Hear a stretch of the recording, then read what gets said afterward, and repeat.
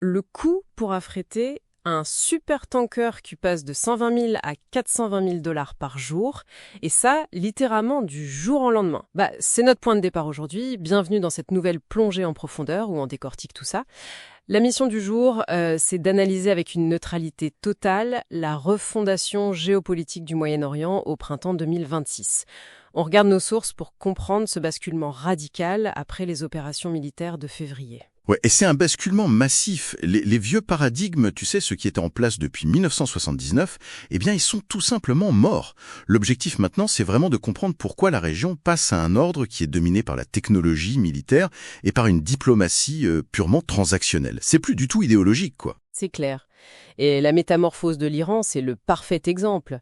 L'analogie qui revient dans nos documents, c'est celle d'une multinationale qui perdrait son PDG et tout son conseil d'administration en une seule nuit. Ah oui, l'image est très juste. Avec la disparition de l'ancien guide suprême, le nouveau visage, Mujtaba Khamenei, c'est presque une marionnette sur le papier, en fait. Exactement. C'est un triumvirat militaire issu du CGRI, donc les gardiens de la Révolution, qui tire les vraies ficelles dans l'ombre.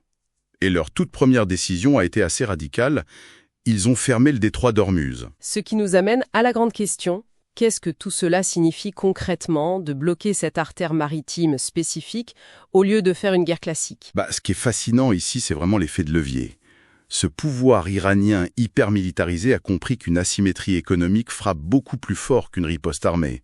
En bloquant Ormuz, ils ont amputé l'offre mondiale de pétrole de 20% d'un seul coup. Attends, 20%? D'où le baril de Brent à plus de 130 $ et l'explosion des coûts des supertankers dont on parlait au début. Voilà, c'est exactement ça. Et les conséquences sont mondiales. Sans pétrole abordable, le coût du fret explose. Du coup, l'Europe fait face à une menace directe de désindustrialisation forcée, parce que l'approvisionnement en produits chimiques de base est coupé. C'est un effet domino absolu. Ouais. Et on parle même pas des pénuries d'engrais qui font planer un risque de famine à l'échelle globale. L'impact géopolitique, il se ressent direct dans les rayons des supermarchés. C'est un vrai séisme. Et face à ça, nos sources montrent qu'une diplomatie d'urgence s'est mise en place à Islamabad. Sauf que c'est un dialogue de sourds monumental. D'un côté, le plan américain en 15 points exige un démantèlement nucléaire. Et de l'autre, tu as la contre-proposition iranienne en 10 points qui demande des réparations et le retrait complet des Américains. Donc le blocage politique est total. Et c'est là que ça devient vraiment intéressant. Face à cette impasse à Islamabad, on a cette fameuse phase 2 à Gaza, sous l'égide de la Board of Peace, dirigée par Donald Trump. Nos sources parlent d'une expérimentation radicale avec 400 000 logements et 30 milliards pour les infrastructures. C'est ça. Et pour faire tourner tout ça, ils ont même introduit un stablecoin numérique. Si on relie ça à la vue d'ensemble, c'est une approche purement transactionnelle. L'idée, c'est littéralement d'acheter la paix. Avec une crypto d'or. Ouais. Une monnaie virtuelle indexée sur le dollar. Le but, c'est pas d'innover sur la tech, c'est de contourner les banques locales vacillantes. Ça garantit aux investisseurs que leurs fonds n'ont pas s'évaporer avec l'inflation locale. Mais attends, un jeton crypto et des bulldozers pour régler un conflit vieux de plusieurs décennies, c'est quand même dingue.